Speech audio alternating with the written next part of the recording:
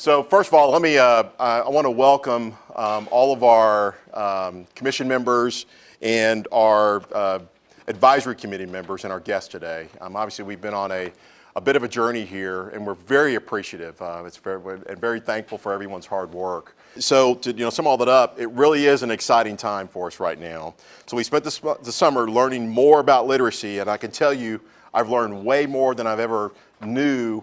I'm quite frankly surprised by many things, but again, very appreciative of the information that we've learned here over these past few months. And we've been identifying initiatives that we feel is going to help change the trajectory of literacy in Georgia, and that's really why all of us are involved. And so today we're shifting from identifying initiatives really to that next step, because there's still work to be done, and we're very appreciative and thankful that everybody here is still committed to helping and making sure that the things that we've identified, what we're working on, we want to continue to work on these things and move it forward. And it's very exciting. From our first meeting on June 21st until now, so we've had 10 meetings. We've heard from, I think, 11 different experts here over these past few months. And it's been very enlightening. And we know that this is really, what we're trying to focus on is one thing the word that's been used a lot, or best practices. And so that's something extremely important to us.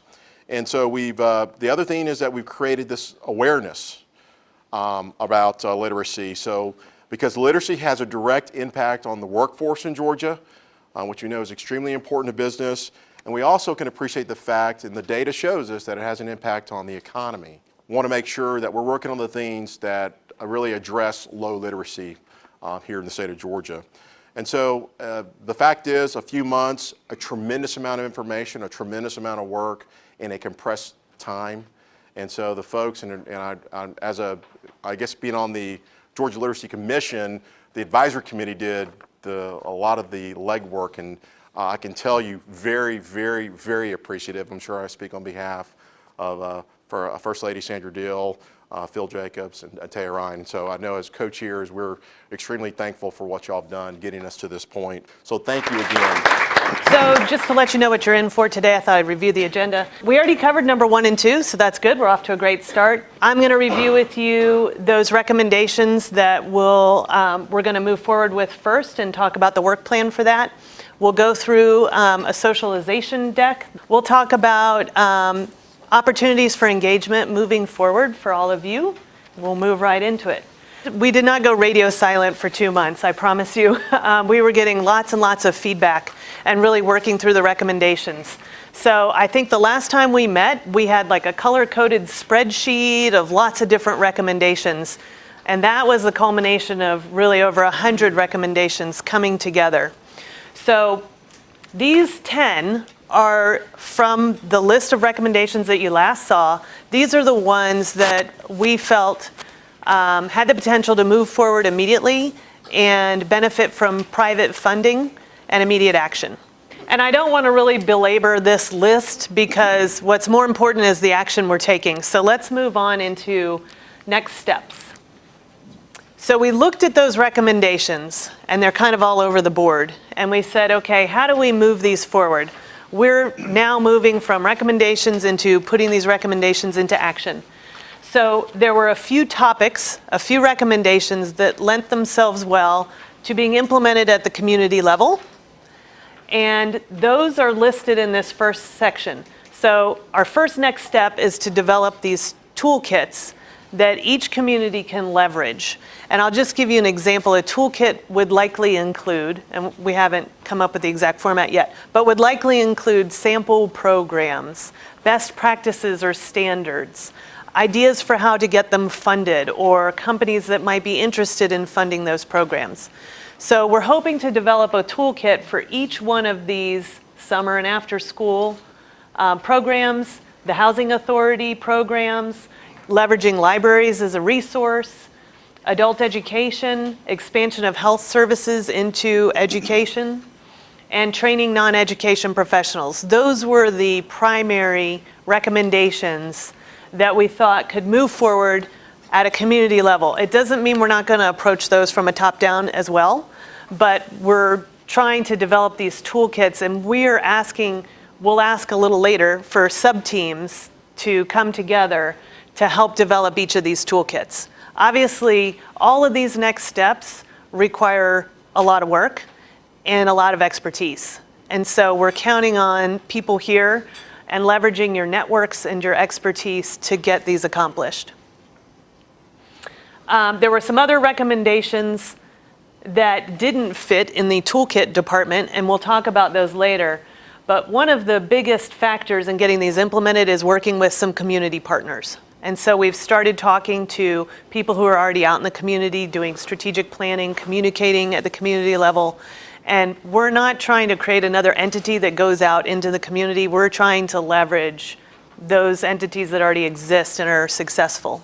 There was a big need for public awareness in general around literacy, and then there was also a specific recommendation around public awareness as it relates to adult education. So that's a recommendation that stands on its own, will have its own work stream, and seeking investment to support those adult literacy programs as well. Then we talked about developing an adult early education intervention system. And I love this recommendation. I don't know why, it's one of my favorites. So I'm really excited that made it to the top 10.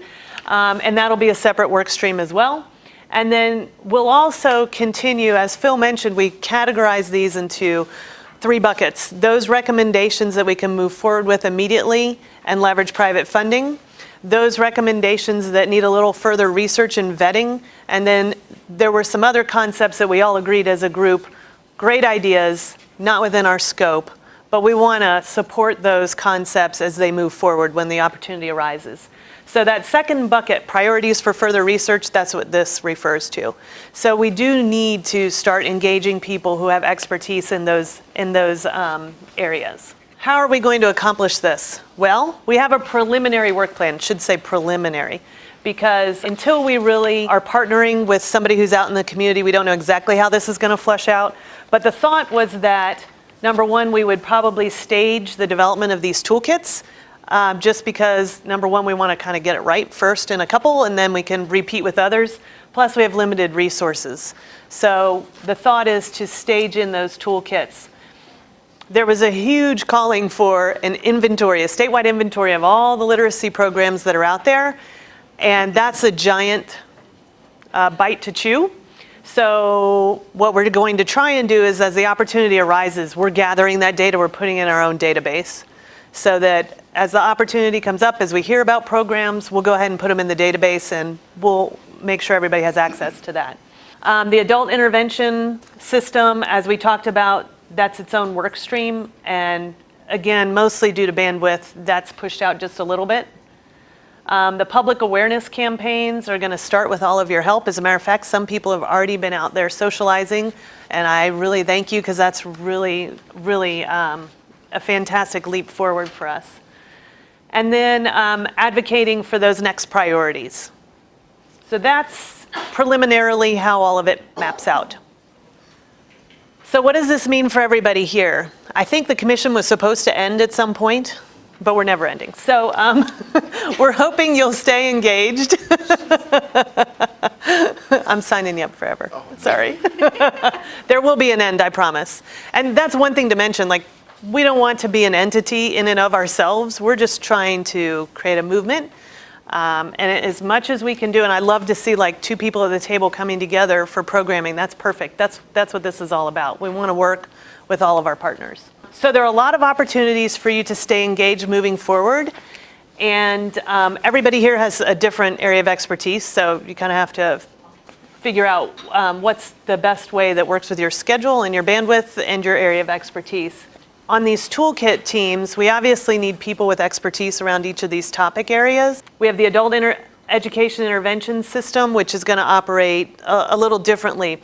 But the basis for all of these work streams is, we'll try and get things kicked off, facilitate whatever needs to be facilitated, but it's really up to your expertise. We'll help you with formatting and things of that nature. So the toolkits, for instance, we'd like to help you with planning that out and then kind of let you go do your thing and facilitate wherever needed, and then try and help you wrap it up and bring it all together. And a lot of this, again, is going to depend on our community partners. We're hoping that they'll really work with us to understand what format is going to work best for their processes And obviously, they have a better connection with the end customer. And so we want to be sure we understand that voice and their needs as we're developing all these things. We're also putting together a speakers bureau. And so we've already had a couple people go out and speak. Ariel spoke with the Rotary in DeKalb. Thank you so much. The more awareness we build, I think the more momentum the whole movement will gain. So this is a really important opportunity for those of you who like to go out and speak. We would love to get you involved, and you can sign up for that on the sign-up sheet out there. And we'll walk through in just a minute the draft socialization deck that we put together. So we'll have decks for you to take wherever you go. And we'll have different versions. So if you're going to a Rotary, you would use this version. If you're going to your business colleagues, you use this version. If you're going to an educational function, it might be a different version. And we'll help you put those together so you're not like out there on your own. But as many people that can speak about it, the more the better. You can also volunteer to flesh out those other priorities for research. We talked about that. And you can also help with fundraising. Some people love fundraising, some people don't. But we need, doors open to other foundations that you might work with, you might be on the board of, and make us aware of industries that have a particular interest in literacy or where they've made it their priority for this year or this decade or whatever it is. So speaking of the Speakers Bureau that I mentioned, if you wanted to go talk to your local Rotary or whatever groups you're involved in, this is a draft of what you could take with you. And again, you can pick and choose whatever slides you want, talk to them, don't talk to them. Call us, we can help you figure out what might work best for your audience or if you have a special request. But this is just kind of a draft, and most of this you've seen before. It starts off with the definition of literacy, which is good. And I thought that this was an important way to start because people think of like the common people, I point to myself, think of literacy as just reading, but it's actually a lot more than reading, as you guys all know. Comprehension and computing and being able to do something with what you read. So that's really important to explain to people. So yeah, we had a lot of conversation and debate about what definition to use. And we went with the international definition with no modification. There were a lot of things that we thought about a lot of different definitions, but since we weren't the experts, we chose one and went with it verbatim. I know we're all familiar with this statistic, but this is a really glaring statistic to most people who aren't familiar with literacy and educational challenges. So this gets its own giant slide. 1 in 6 adults are low literate. That's pretty shocking to most people. So if you're trying to build the case for why people should listen and get on board and help. This came from the Deloitte study, and so I'm pretty sure you've already seen it.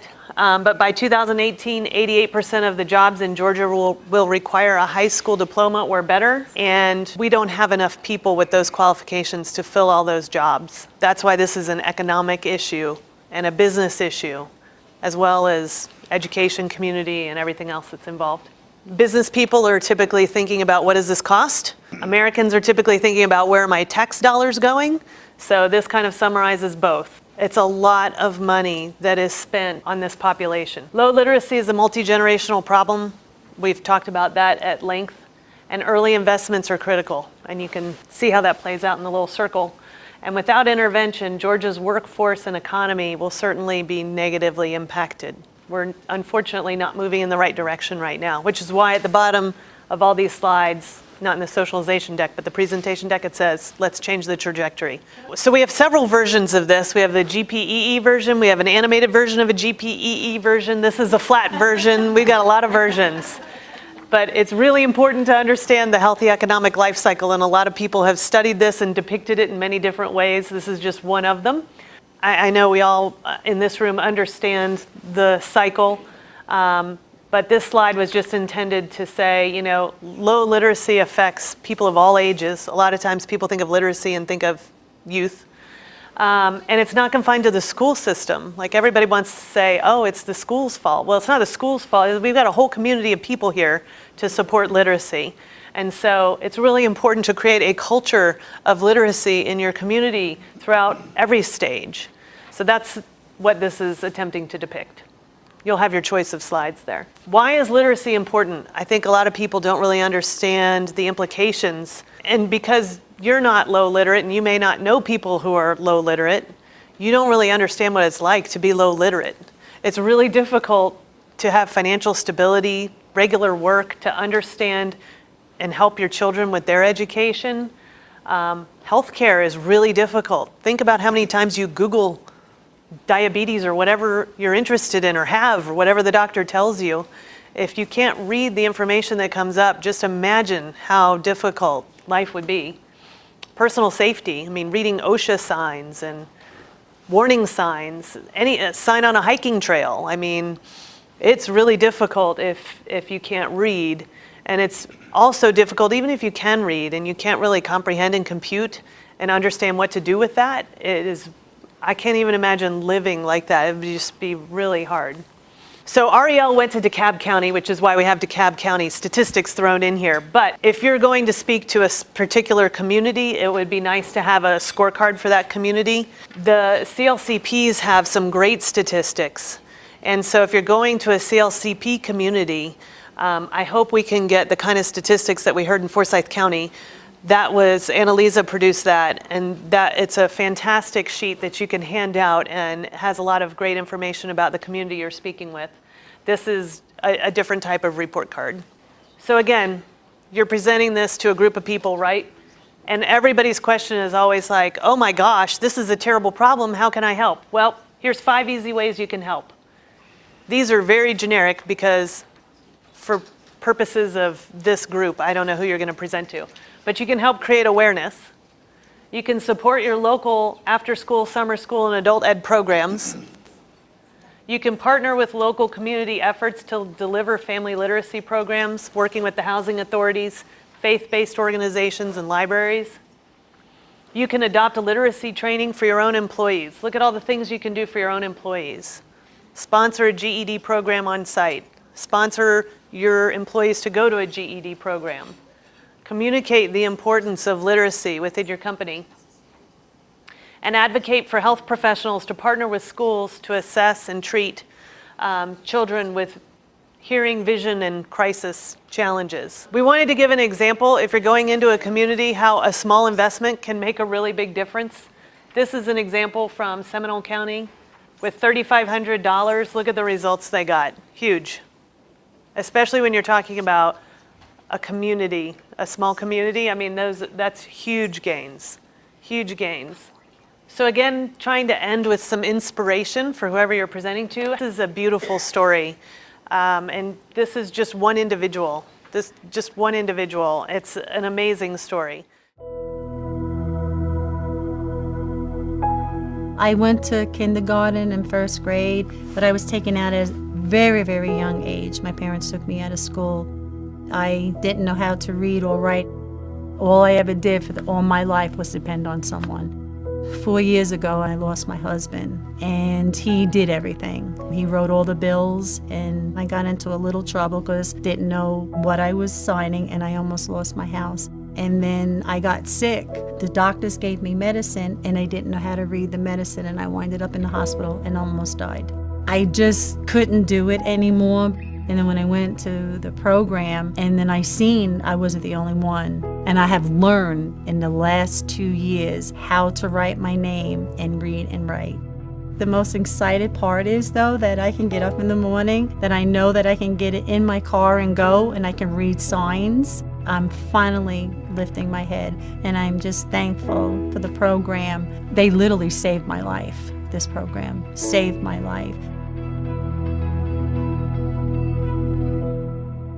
Only a minute, so it's nice to play in a group when you have like 15, 20 minutes to speak.